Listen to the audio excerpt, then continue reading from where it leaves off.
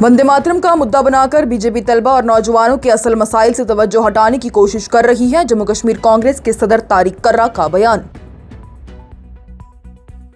जम्मू में बीजेपी का उमर अब्दुल्ला हुकूमत के खिलाफ जोरदार एहतजाज। सत शर्मा बोले, बेरोजगारी, सड़क, बिजली और पानी का मसला हल नहीं हुआ। स्टेटहुड के नाम पर आवाम को गुमराह किया जा रहा। पीएम मोदी के दिमागी नक्सल वाले बयान के बाद सोशल मीडिया पर नया ट्विस्ट। दिमागी नक्सल जनता पार्टी नामी पेज के 24 घंटे में 1.83 लाख फॉलोअर्स। बलोचिस्तान में बीएलए की हमलावर कार्रवाइयां तेज। 8 दिन में 22 हमलों में 26 पाकिस्तानी सिक्योरिटी पर्सनल्स की हलाकत का दावा। रेलवे ट्रैक और तिजारती गाड़ियां भी निशाने पर। एमएलए सडीबल तनवीर सादिक का बीजेपी पर पलटवार। कहा, 2 साल बाद भी रियासती हैसियत की बहाली नहीं हुई। डिलिमिटेशन, इलेक्शंस के वादे कहां गए? पहले अपने वादों और बैकडोर अपॉइंटमेंट्स का जवाब दे बीजेपी। और यूजीसी नेट री एग्जाम पर कांग्रेस रहनुमा राहुल गांधी का मोदी हुकूमत पर हमला। बोले, एनटीए की गलती की सजा तलबा क्यों भुगतें? की आदत को भी जवाब दे बनाया जाए। Royal Bell sanitary factory outlet Srinagar लाए हैं अब हर आइटम पर फ्लैट 50% ऑफ। बेहतरीन टाइल्स और सैनिटरी वेयर पर बम्पर डिस्काउंट। आज ही हमारे आउटलेट पर विजिट करें। आप देख रहे हैं न्यूज इनसाइडर के साथ प्रोग्राम स्पेशल रिपोर्ट, जिसमें दिन भर की अहम खबरें पहुंचाएंगे आप तक। जम्मू कश्मीर कांग्रेस के सदर तारिक हमीद कर्रा की जानिब से बीजेपी पर तनकीद करते हुए कहा गया कि वंदे मातरम के मसले को जानबूझकर सियासी मुद्दा बनाया जा रहा है ताकि तलबा और नौजवानों के अहम मसाइल से लोगों की तवज्जो हटाई जा सके। तारिक कर्रा की जानिब से कहा गया कि कांग्रेस अपने मौकिफ पहले ही साफ कर चुकी है और पार्टी पर कौमी तराने की तौहीन का इल्जाम गलत है। तारिक कर्रा के मुताबिक कांग्रेस वंदे मातरम के उस वर्जन को कबूल नहीं करती जो कि इस पूरे तनाजु के दौरान ही इस्तेमाल किया गया। उन्होंने कहा कि यह वंदे मातरम की एक ट्विस्टेड यानी बदली हुई तर्ज थी और कांग्रेस ने इस पर अपना एतराज जाहिर किया। कर्रा की जानिब से यह भी कहा गया कि कांग्रेस की तरफ से कौमी तराने की तौहीन का कोई सवाल ही पैदा नहीं होता। कर्रा की जानिब से यह भी कहा गया और इल्जाम लगाया गया कि बीजेपी को मुल्क भर में, खासतौर पर तलबा और नौजवानों में उन मसाइल को लेकर नाराजगी का सामना है जो कि उनकी तालीम, एग्जाम्स और मुस्तकबिल से जुड़े हुए हैं।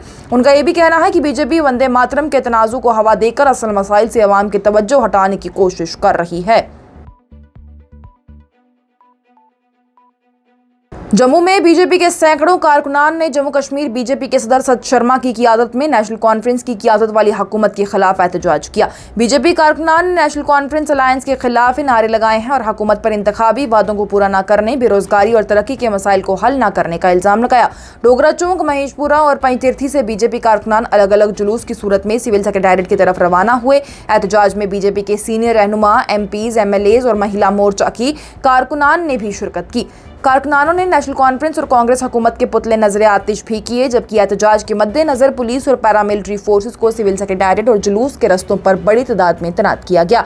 जम्मू कश्मीर बीजेपी के सदर सत शर्मा की जानिब से कहा गया कि इंतखाबात के दौरान ही नेशनल कॉन्फ्रेंस ने अवाम से कई वादे किए, लेकिन हुकूमत बनने के बाद उन वादों पर अमल नहीं हुआ। उनने इल्जाम लगाया है कि हुकूमत अपनी नाकामियों से तवज्जो हटाने के लिए बार बार से स्टेटहुड का मसला उठाती रही है। सत शर्मा की जानिब से यह भी कहा गया कि बीजेपी अवाम के मसाइल को लेकर अपनी आवाज बुलंद करेगी और अगर हुकूमत ने मसाइल हल ना किए तो एहतजाज को जिला, टाउन और लोकल लेवल तक लेकर जाया जाएगा।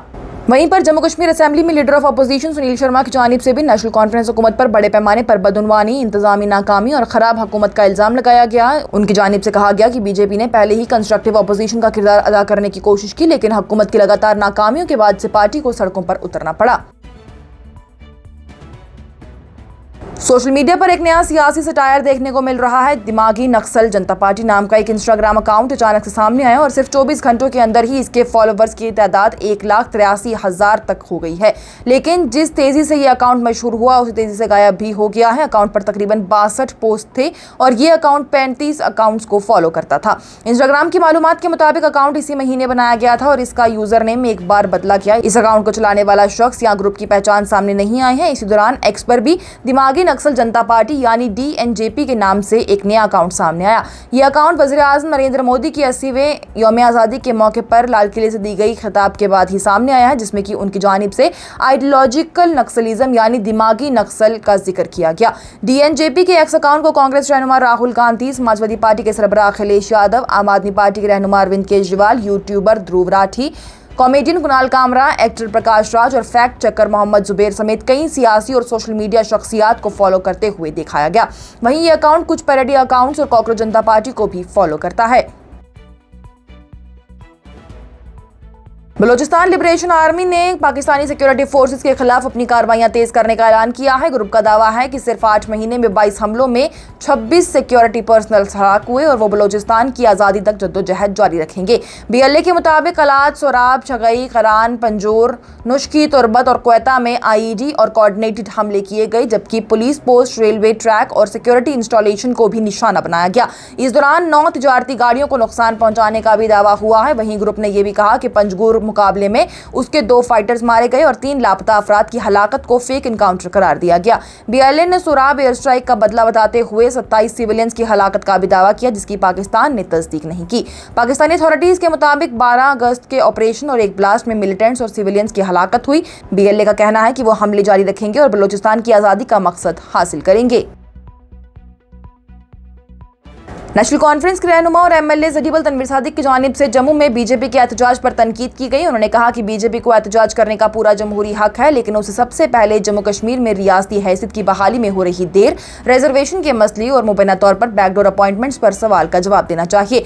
तनवीर सादिक की जानिब से कहा गया कि सियासी पार्टियों का एहतजाज करना जमहूरी हक है, लेकिन BJP के रहनुमा और पार्टी सदर आज जो ड्रामा और थियरेटिक्स कर रही हैं उसका कोई फायदा नहीं। उनका कहना है कि 2 साल गुजर चुके हैं लेकिन अभी तक स्टेटहुड बहाल नहीं किया गया। सादिक ने BJP से सवाल किया है कि डिलिमिटेशन, इलेक्शन और उसके बाद स्टेटहुड देने के जो वादे किए गए थे उन पर अब तक अमल क्यों नहीं हुआ।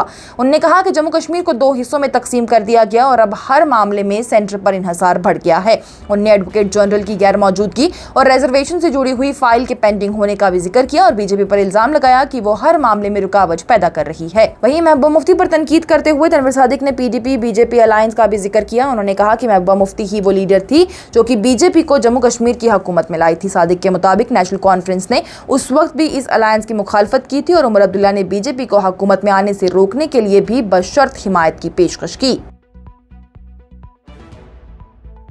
और कांग्रेस रहनुमा राहुल गांधी ने UGC नेट के 3 पेपर को दोबारा इम्तिहान के फैसले को लेकर ही मोदी हुकूमत और नेशनल टेस्टिंग एजेंसी यानी NTA को तनकीद का निशाना बनाया। राहुल गांधी की जानिब से कहा गया है कि NTA की गलती की सजा तलबा को मिल रही है और एजेंसी की क़यादत को इस मामले में जिम्मेदार ठहराया जाना चाहिए। राहुल गांधी ने कहा कि सोशियोलॉजी, इंग्लिश और कॉमर्स के UGC नेट पेपर 22 से 30 जून के दरमियान हुए, लेकिन अब तकरीबन 2 महीने बाद NTA ने इन तीनों पेपर्स को मनसूख करके सितंबर में दोबारा इम्तिहान लेने का फैसला किया।